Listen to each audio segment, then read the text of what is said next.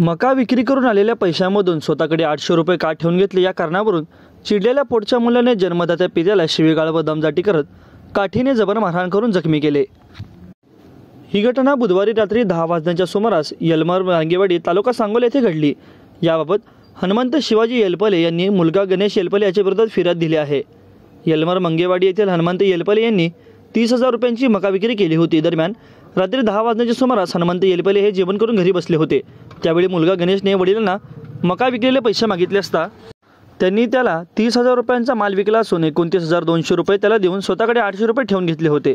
त्यावेळी गणेश त्यांना तुम्हाला कशाला पैसे हवेत, तुम्ही काय करणार व पैशांचे बाकीचे पैसेसुद्धा मला द्या असे म्हणून शिवीगाळ केली। तसेच दमदाटी करून हाताने व लाथाबक्कीने मारहाण देखील केली।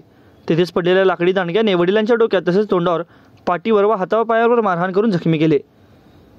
ही घटना बुधवारी रात्री 10 वाजण्याच्या सुमारास घडली असून याबाबत हनुमंत शिवाजी येलपले यांनी मुलगा गणेश येलपले याच्या विरोधात फिर्याद दिली आहे।